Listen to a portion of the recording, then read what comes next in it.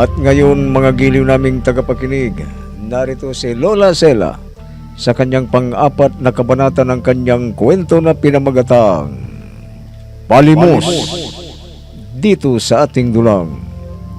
Mga kwento ni Lola Sela.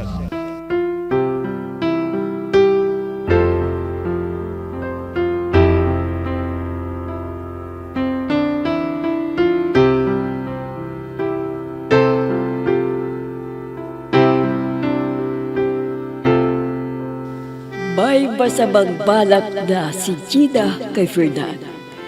Kaya inabagan niya ito at kasama ang mga kalalakihan at plano sa nagpikutin.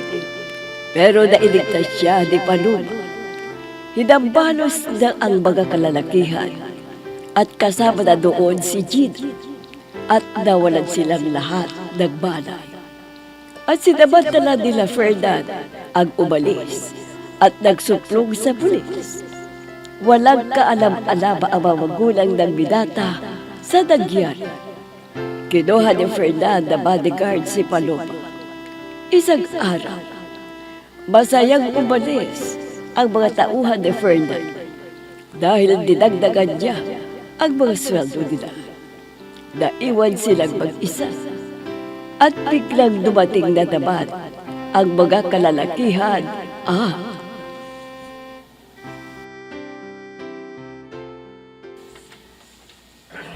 Sige po sir, na naalis na po kami. Sir, ito ka mo sir. Salamat po sir. Dahil dinagdagan niyo po ang aming sweldo. Salamat po. Walang ano man yan. Alam ko kung gaano kahirap ang trabaho ninyo. Kaya dinagdagan ko. Kaya lang, sana pagbutihin nyo pa ha.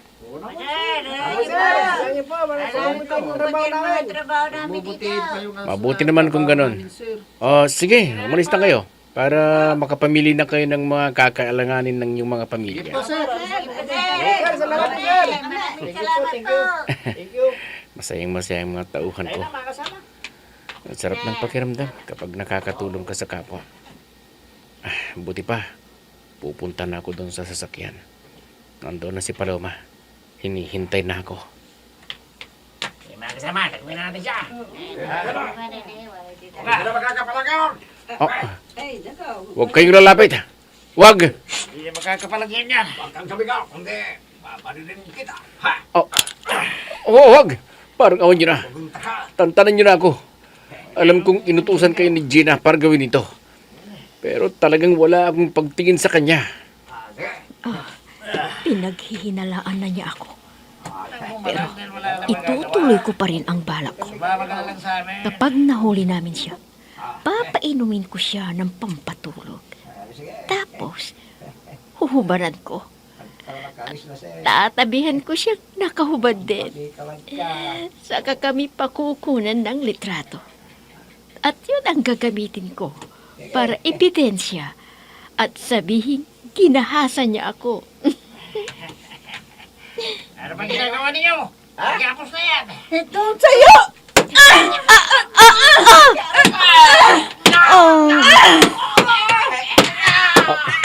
Paloma, salamat at dumating ka. Kukunin ko nitong baril nila at isusuplong na naman natin sila sa pulis.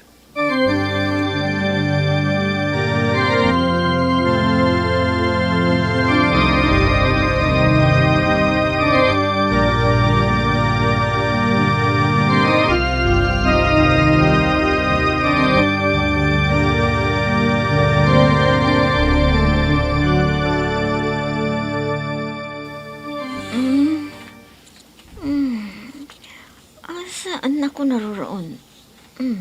Dito ka sa kulungan. Teka, bakit nandito na naman ako? Anong kasalanan ko? Ako na nga itong naagrabyado eh. Dahil may nanakit na naman sa akin. Ako pang ikinulong ninyo? Huliin ninyo yung nanakit sa akin. At ilabas ninyo ako rito. Kundi, pakakasuhan ko kayo sa abogado ko. Ilabas niyo ako rito. Sige na. Kahit magsisigaw ka dyan na magsisigaw, hindi ka namin pwedeng ilabas. Dahil sasampang ka na ng kaso ng inagrabyado mo. Ano? Wala akong inagrabyado. Ako pa ngang inagrabyado eh. Hayan no, May bukol pa ako sa ulo dahil pinukpok ako. Hayop ka talaga, Gina. Fernan, ikaw ang nagpakulong sa akin ulit? Oo. At titiyakin kong mabubulok ka sa kulungan. Dahil tutuluyan na kita. Bakit?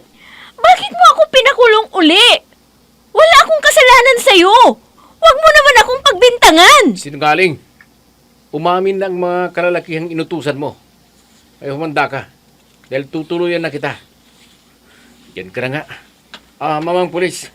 Bahala na kayo sa hayop na to. Huwag ka nang mag-alala, Sir Fernan. Kami nang bahala sa kanya. Ididimanda kita, Gina.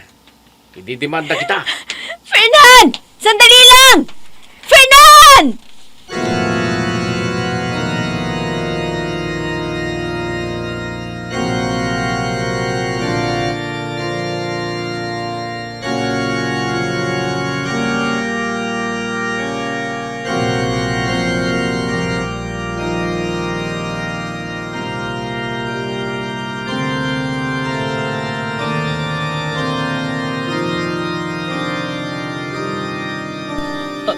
Braulio! Braulio! Oh, Hilaria. Ano bang nangyayari sa'yo? Bakit para kang takot na takot? Braulio, may tumawag sa akin na kaibigan ko. At may masamang balita.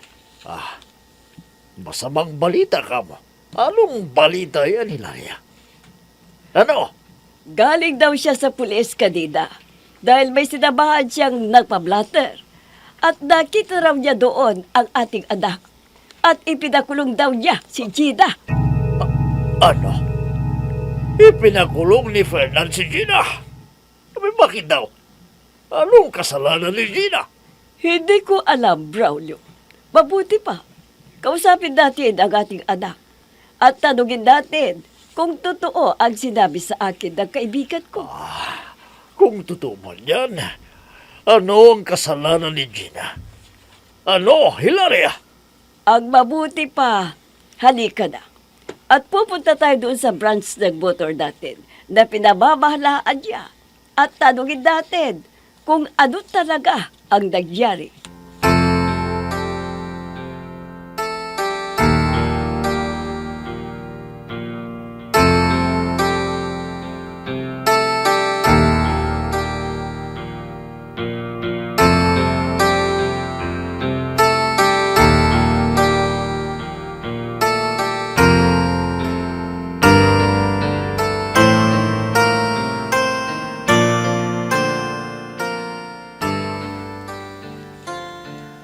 Mami, Daddy, bakit kayo nagpunta dito at sabay pa?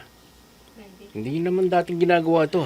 Nagpunta kami dito dahil tinawagan ako ng isang kaibigan ko na nakita ka raw sa police station at ipinakulong mo raw si Gina.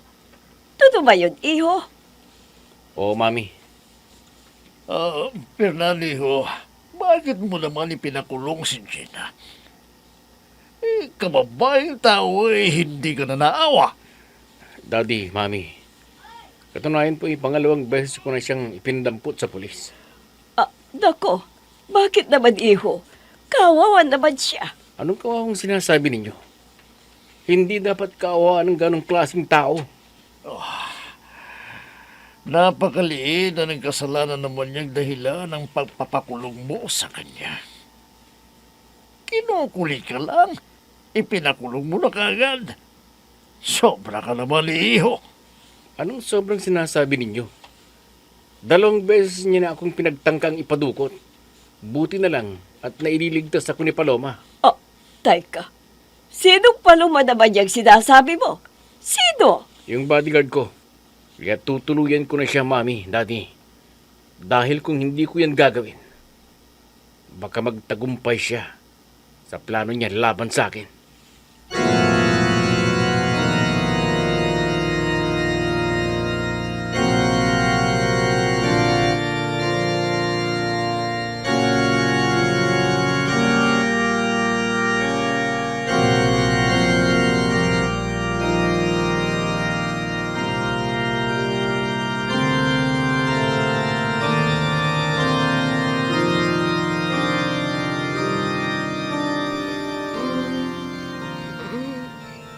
Huwag. Huwag yung patay ng anak ko. Huwag! Huwag! Ah! Huwag! Inay! Inay! Ano nangyayari sa inyo? Inay! Gumising po kayo! Inay! Anak! Anak, Diyos ko! Inay, bakit niyo po ako niyakap ng napakahigpit? Anak, napakasamang panaginip. Akala ko, totoo na. Anak, hindi ko kayang tanggapin na mawawala ka. Ha? Bakit po, Inay? Ano bang napanaginipan niyo? Anak, mag-ingat ka ha. Dahil napanaginipan kong pinagtataga ka raw ni Don Braulio. Ha? Ay, naku. Akala ko kung ano nang nangyari sa inyo. Panaginip lang yan, Inay. Hindi magkatotoo yan. Mabuti pa, matulog uli kayo. Hindi. Kailangan dito ka lang matulog sa tabi ko, anak. Ayaw kong lumayo ka sa akin. Nay, siguro naparami ang kain nyo, ano? Kaya ganyan na nanaginip kayo ng masama. Sandali lang po ha. Kukuha ako ng tubig at uminom kayo para makatulog kayo uli.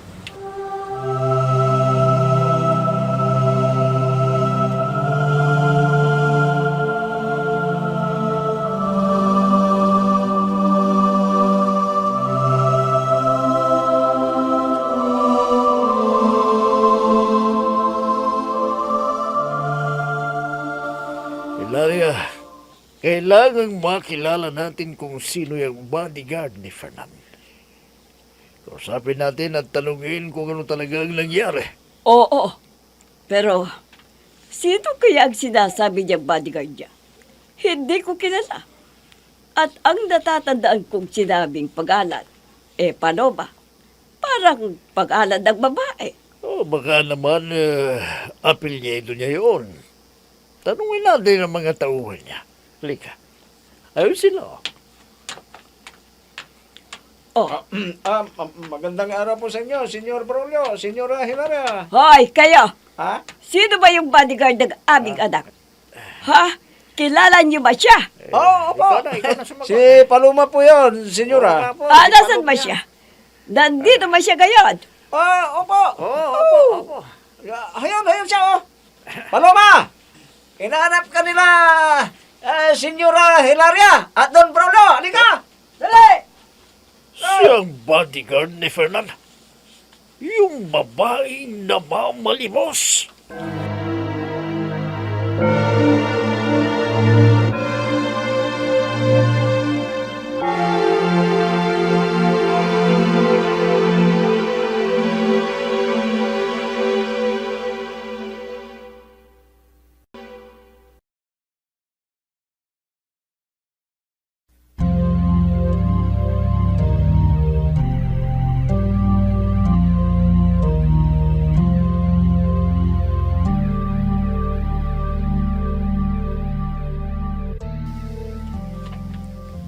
Ano ka mo, Paloma? Magre-resign ka na bilang bodyguard ko? Pero bakit? Galing dito kanina ang daddy at mami mo. Kinausap ako at sabi nila ayaw daw nila akong maging bodyguard mo. Kaya magpapaalam na ako dahil baka kung ano pang maisipan nilang gawin sa akin. Hindi. Hindi ka pwedeng mag-resign, Paloma. Ikaw ang gusto kong bodyguard. Dahil mapagkakatiwalaan kita. Ayaw ko ng iba. Kahit babae ka, may pagkakatiwala kong buhay ko sa'yo. Pero sir, baka Basta hindi ka magre-resign. Dahil kung ipipilit mo, magagalit ako sa'yo. Sir Fernan, At pwede ba? Huwag mo na akong tawagin, sir. Fernan na lang ang tawag mo sa akin kung tayong dalawa lang ang nag-uusap. Naiintindihan mo? pero... Anong pero? Kung ano ang sinabi ko, sundin mo. O ano? Iiwanan mo na ako? Paano kung sa pag-alis mo may masamang mangyari sa akin? Sa palagay mo kaya, hindi ka uusigin ng konsensya mo? Sir Fernan, Fernan, Sige, mag-resign ka. Magagalit ako sa'yo. Tandaan mo yan, Paloma. paano ba to? Anong gagawin ko? Ano? Aalis ako. May kakausapin akong tao. Kung ayaw mo na akong samahan, bahala ka sa buhay mo. Sandali! Niwanan na ako. Sir Fernan! Sandali! Din mo ako! Sige! Sasamahan kita!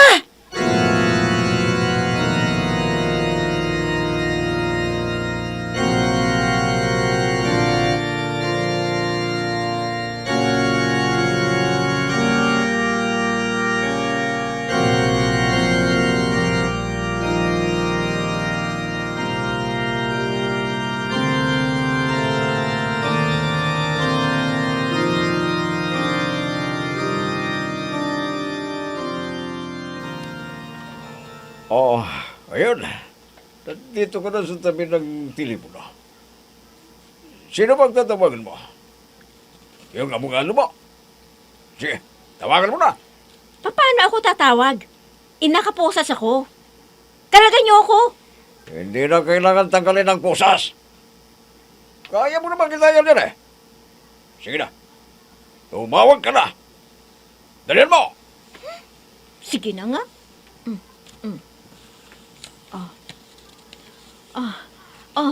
Hello, Papa. Si Gina ito. Nandito ako ngayon sa pulis. Ikinulong ako. Ha? Wala akong kasalanan. Kaya tulungan niyo ako.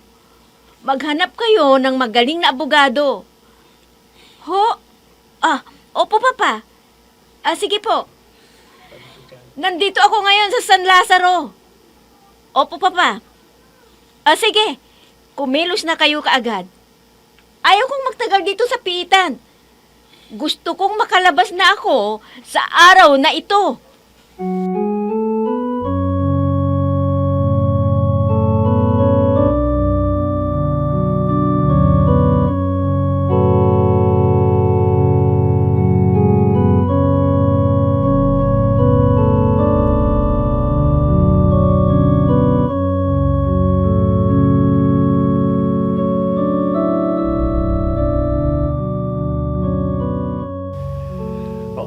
Walang hiyang babae na mamalimos na yun. Pinagkatiwalaan ng ating anak. Oo, Braulio. Bakit yung pagkinuhang bodyguard? Isang babae. At wala akong tiwala sa mga namamalimos. Kaya kailangang makagaw tayo ng paraan para umalis ng babaeng yun. Sige. At siya nga pala, tumawag sa akin si Don Elmasio, ang papa ni Gina. Nagpapatulong siya para kausapin ng mga pulis para makalabas na si Gina. Sige. Tulungan natin siya. Pumunta na tayo ngayon sa pulis. Oo. At kung makalabas na si Gina, patatanggalan natin kagad ang babaeng namamalimos na yun. Sige, Braulio. Dahil nakuha na ang loob ni Ferdinand, kung kinakailangang patayin, ay gagawin natin. Kailangang maburada sa mundong ito ang babaeng yon.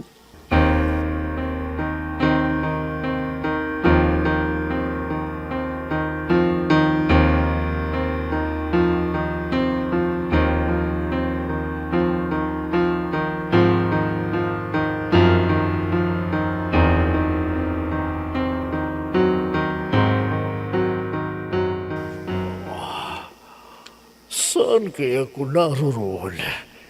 Bakit ang dilim-dilim dito? Ano kaya ang lugar na ito? Braulio. Braulio. Ba't tumatawag sa akin? Sino ka? At nasan ka? Bakit hindi kita makita? Nandito ako sa likod mo, Braulio. Sino ka?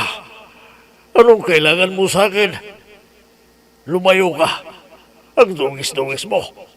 Isa kang namamalimos. Layo! Sobra na ang kasamaan mo, Braulio. Kaya bibigyan kita ng parusa. Parusa? Anong parusa? At bakit mo ko parurusahan? Wala akong kasalanan. Wala! Meron. sinungaling. Masama ang ugali mo. Nilait-lait mo ang mga namamalimos na katulad namin. Kaya mula ngayon, ikaw ay magiging katulad namin. Anong nangyari? Bakit naging ganito ang itsura ko? Anong nangyari? Isa ka ng katulad namin. Ngayon, na namamalimos. Hindi totoo ito! Hindi!